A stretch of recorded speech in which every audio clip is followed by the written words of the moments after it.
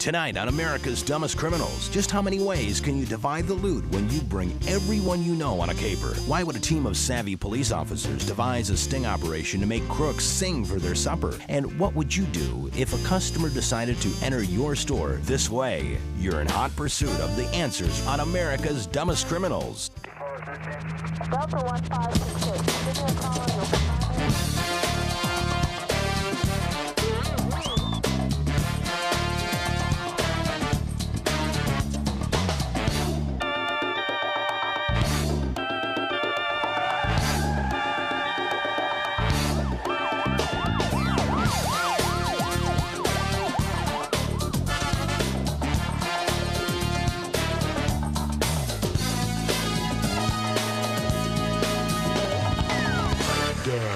Welcome your host for America's Dumbest Criminals, Daniel Butler and Debbie Allen. I get a workout during that song. Hey, what a show we have for you tonight. If variety is the spice of life, and we know it is, you've tuned in to a veritable chili cook-off of video delights. What was that again? It's a chili cook-off. A veritable... chili cook-off of video delights. Does that make you the Tabasco sauce in this bowl of chili? No, I'm the jalapeno. You're the Tabasco. Okay. We have stories about a foolish forger, a pushy purse snapper, Careful a den of thieves, and a speeding excuse you just won't believe. Yep. One reason we do this show, though, is to underscore that crime is more than wrong, okay? It's dumb. And a life of crime isn't just a bad career choice, it's a step into a real cutthroat business. Let's get a first-hand account about our first klutzy criminal from an officer in Winslow, Arizona.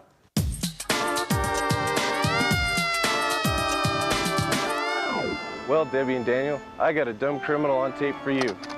So we're dispatched to a burglary alarm along with some other officers to a local gas station and convenience store. When we arrived there, the alarm was still going off, and we found a subject laying inside the store in a pool of blood.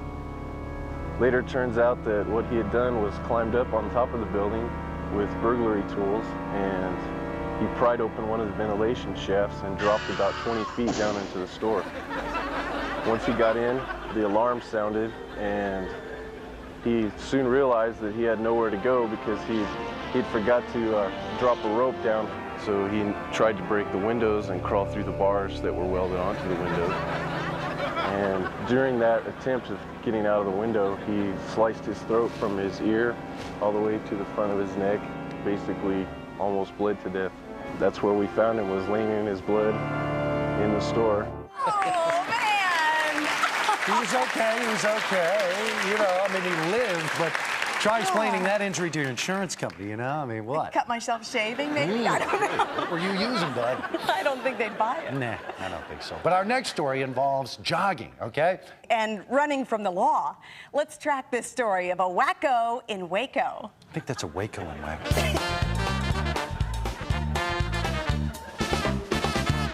Well, I was helping with the academy doing the physical training, and on this particular day it was my turn to take the group that I had to go out and run around the block, basically, down outside the police department. About halfway through the jog, when I noticed that I heard somebody come up behind me, I thought, well, this is strange. These guys aren't in that good a shape. I know they can't catch me yet. That's what I thought in my mind, you know. But he got up and he asked me, well, are you a boxer? I said, well, no, I'm not a boxer. I'm a police officer. I'm training these guys behind me now. He kind of got quiet for a second. And he asked me, well, how long you been doing this? I said, well, just getting started. We're just getting going here. And he got quiet for a second, and then he just left. But when he left, you know, he told me bye, took off, and I noticed he's wearing blue jeans. And I thought, well, people don't jog in their blue jeans. But he just kept on trucking. Well, at the same time, my partner, who was still with some of the others in the back, he yelled at me. I turned around to see what was going on. He pointed back towards the front. When I looked back in front of me, one of our detective cars had pulled up beside the guy that was jogging with me, and when the guy saw he was a detective, he took off running, and then oh, okay, now I know what's going on. So I took off after the guy, chased him about a half a block, threw him on the ground, and I just started laying on him. And good thing is one of our police cars was the first one to get there, so they knew who I was, and they got him handcuffed and put him into the car. And then I thought it was kind of strange he was running, and I found out he'd escaped from the courthouse. He was getting his probation revoked, and that's why he bolted out of there and saw the group of us jogging, so figured he'd going to blend in with the joggers. Turned out it was that be police officers he's going to blend in with, so he ended up getting caught anyway. So it was a bad day for him, good day for us. You know? But I mean, what are the odds? Come on. Now, that jogger wannabe isn't the only guy who was in the wrong place at the wrong time. See what happens when a trio of young thugs step from obscurity right into Page One News. I was working undercover surveillance, and we got information about a couple of guys doing burglaries. We noticed some guys go into the jewelry store that our guys were window shopping in front of, and I have a scanner in my undercover car, and I hear the alert on boop, boop, boop. Any unit in the vicinity of robbery in progress, and they give out the address, and it's the jewelry store that our crooks are looking in the window of. Right about that time, our crooks start running up the street away from the store, and I come on the air and I tell the other guys, hey, the jewelry store's being robbed. Those guys we saw going to the jewelry store are robbing it. Well, what we didn't know is they'd gone in, and all three of them had pulled guns, and one guy took his gun and hit the glass case trying to get to the jewelry, and the barrel broke off his gun. In the meantime, LAPD shows up, and we end up contacting them, and they covered the front of the store. Well, the getaway car was being chased by some of our people, and I was going to help them, and as I'm driving by the alley by the back door, here come these three guys running up the alley. I jump out of the car and I confront them. We end up taking them into custody. What they didn't realize is there was a local newspaper photographer was listening to her scanner too, and she was taking pictures of them running out the back door of the jewelry store, up the alley, and then right into us where they were taken into custody. These guys are pretty dumb, walking right into the middle of a surveillance team.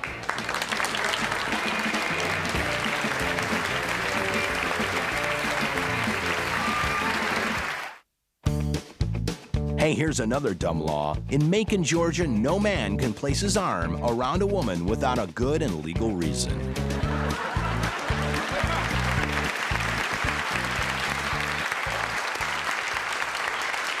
That's an unusual law. I wonder what constitutes a legal reason. Well, things were definitely nowhere near that chummy in this week's edition of America's Dumbest Excuses. Listen to this story of a guy with a lead foot and an iron fist. A gentleman involved in a traffic accident. Officer showed up at the scene, gave him a witness statement to fill out, and he actually put in the witness statement, I was distracted. I couldn't see where I was going because I was busy punching my girlfriend in the face. And that's a true story. Okay. Changing the subject now, have you ever gone to the circus and watched as a dozen clowns piled out of that little bitty car? Well, tonight's Blue Light Special is a surveillance video with similar elements, except it involves 15 clowns and 3 cars. Still, see if things don't look like a 3-ring circus. Check it out.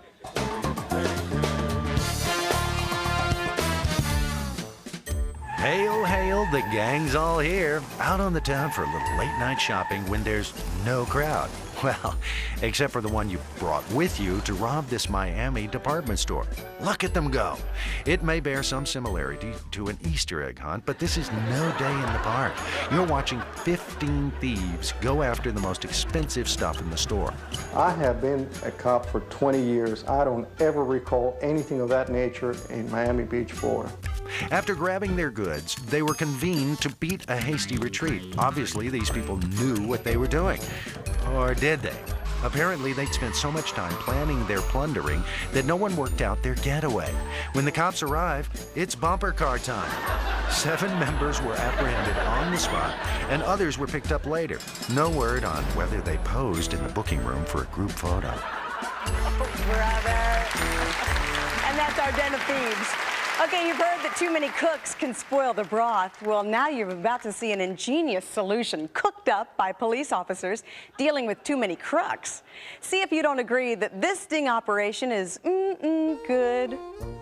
One time the weather was bad outside. It was snowing, and we didn't feel like leaving the office to try to arrest anybody that day unless it was a sure thing. One of the detectives stayed in the office and was making phone calls to see if he could find someone at home. The first call he made, he got the suspect he was looking for on the phone. Hello?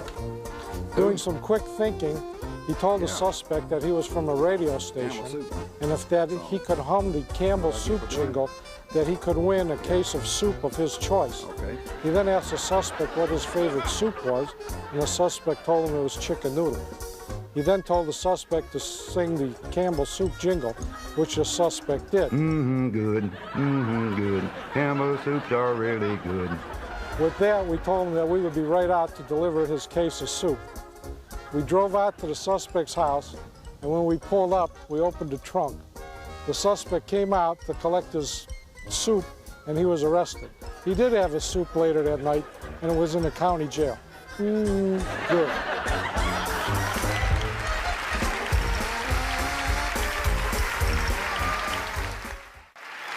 Coming up later, an undesired level of convenience in a convenience store. But first, with news that would make even Jerry Springer a little bit queasy, and that's going some. Here's Daniel with ADC headlines.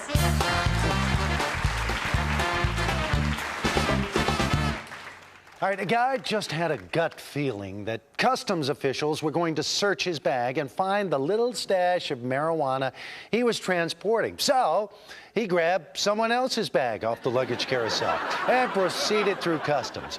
When officials opened that suitcase, they found several pounds of cocaine.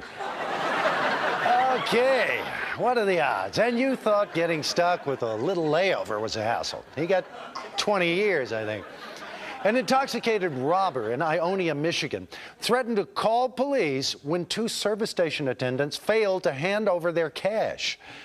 They refused, thus forcing his hand, so he made good on his threat and was promptly arrested by the police officers he summoned. Go figure. A National League umpire was charged with stealing 4,180 baseball cards from a store in Bakersfield, California. When asked his motive by police, he said, well, to collect and trade. Now, here's an expression he might understand. You're out of there. And speaking of you're out of there, finally, a pair of nervous robbers entered a Michigan record store, vigorously waving handguns. The first shouted, "Nobody move!" And when his partner moved, he shot him. True story. That closes the file on ADC Headline News, ripped from somewhere near the back of your local newspaper. Debbie? Somewhere in the very back, huh? Okay, something to think about. When you're driving, your right foot has two choices, right, at any given moment. The brake will keep you from harm's way. That other pedal makes things fall down and go boom. We all know that accidents happen. Having a little fender bender doesn't make you a criminal. But what if you cause wholesale destruction to a retail establishment by creating your own drive-thru? That's adding a little too much convenience to your local convenience store. It sounded like a bomb going off, literally. It scared me to death. It kind of shook me up. And then all of a sudden, I felt like little sprays of glass come at me, and that's about all. Still, it could have just been an honest mistake. Unless he caused this much destruction and left the scene so fast that he left rubber on the linoleum floor. Now that's a crime. And destroying the Slurpee machine, well, that's just a shame.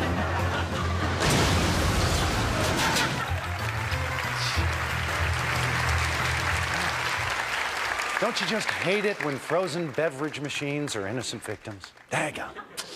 Well, we all know that forgery is wrong, but the particular case of forgery allowed this crook to sign his life away by signing someone else's name. We go to Redondo Beach, California, where service specialist Nancy Krajak will dot every I and cross every T for this episode of I'm where? You're who? We impounded individual's car because the driver had a suspended driver's license. A couple days later, the husband of this individual came to the front counter of the police department and provided me with a form signed by a judge releasing the impound of his car. In looking at this form, I noticed a couple things. First of all, most of the form was filled out in black ink, but the judge's signature was in blue ink. I told the individual at the front counter, have a seat or come back later. I need to verify this signature or the validity of this document with the court. And he said, okay, fine, I'll come back later. So in the meantime, I call the court checks with the judge says, no, I never signed that. Have an officer come in, fill out a crime report for forgery. This individual calls me back on the phone, and I said, I just called the court, and they said, yes, they gave you a bunch of paperwork, so come on back down to the police department. Sure enough, about 15 minutes later, the guy comes to the front counter, knowing that he forged a name on the document, says, I'm here to get my car. I said, okay, hold on. So we had an officer go out and arrested him on forgery. Have a nice day. Not. We just love it when the crooks make it easy for the police. Okay, how do you take one crime and turn it into two? Let's go to Ocala, Florida, and hear how a purse snatcher doubled his trouble. This story was just too fun to pass up. We do so many crime stories, but this one came as comic relief and was a lot of fun to go out and do.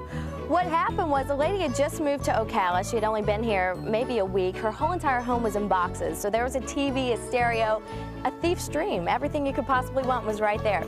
This thief happens to crawl in and passes up all the goodies and in turn takes her purse. And a week later, she kind of thought maybe she misplaced her purse but wasn't sure. Finally got the feeling, yeah, something probably happened. That same day, her telephone rang, and it happened to be the thief. He says to her, lady, I think I probably have something that you probably want. She said, well, if you have my purse, you're exactly right. I'd like to have that back. So he wheels and deals and says, well, I know exactly what you're worth, lady. I have your purse. I've gone through it. How about I'll sell it back to you? This was a fanny pack. You know, it wasn't even a real purse. She knew she only had some loose change and canceled all her credit cards. So she said, it's really not that much to me. And he said, hey, lady, who do you think I am? I'm not up here just playing around. You need your purse back. I'll give you time to think about it. By this time, she's already called the cops. He calls back and says, lady, I've been thinking about it, and I'll give your purse back to you for $200. So they set up this meeting to meet at the church, and a Marion County Sheriff's deputy had dressed up in her clothing. And he took the bag, and he shuffled and walked, just like I walk. And he's walking across the lawn, and in the darkness, I looked out the window and I said, boy, Mom, this guy's good. He looks just like you from the rear. Dropped off the money and gets back to the house. Well, the thief had called again, saying that he did not see the money this time. Not only did he not see the money, but he also did not hear the sheriff's helicopter hovering up above and past the K-9 unit and past 2 cop cars. And the whole entire time that he's calling this lady, she's star 69ing. So the third time that he calls her and says he doesn't see the money, the sheriffs already know where he's calling from. Well, this guy was so stupid that he even took the purse, instead of just dropping it out the window, he lobbed it over the roof. It turns out this wasn't his first failed attempt at stealing a purse and trying to sell it back. He has an 18 long-page rap sheet and tons of botched burglaries and robberies.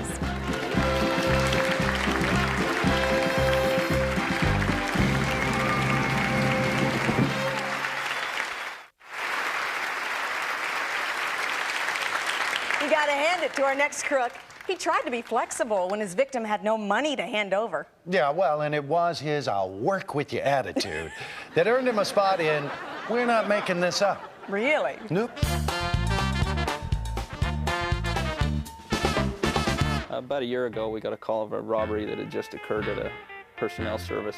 We arrived and people were running around excitedly at the business. We made contact with them. They told us that a guy who had come in about a month previous and had signed up to be a temporary employee with them had failed his testing, was done very poorly. They were unable to place him. He returns on this day armed, confronts a bunch of the people in the business there, orders them all in the back room, has one of the secretaries tie him up with cable ties, and then has the manager go to his office and ask him to write a bunch of checks, make them for $1,700.33. So the manager writes his name down and asks if he spelled it right, being that they knew who he was from their records, and writes him the 2 checks. Well, he takes the manager back and ties him up with the cable ties and fires a round from his gun into the carpet in front of him and says, now you know I'm serious, and leaves. Well, as we're arriving there trying to relay the story to us, he had put the cable ties on loose enough that everybody was loose before he'd even gotten out of the building. And they hand us a copy of his driver's license. Not hard to track down from there. Oh, gosh. I guess that means he won't be getting any more referrals from that temp agency. Well, no, he had a temporary brain, okay? Yeah. Both of you can't be temporaries. We want to thank you for joining us and extend our gratitude to the law enforcement officers who make this show possible. Every day, they lay their lives on the line to keep us safe from the stupidity of would-be criminals. As always, we hope that we've all learned from others' mistakes. Hey, but if you haven't, we just might see you next week on America's Dumbest Criminals. Goodbye.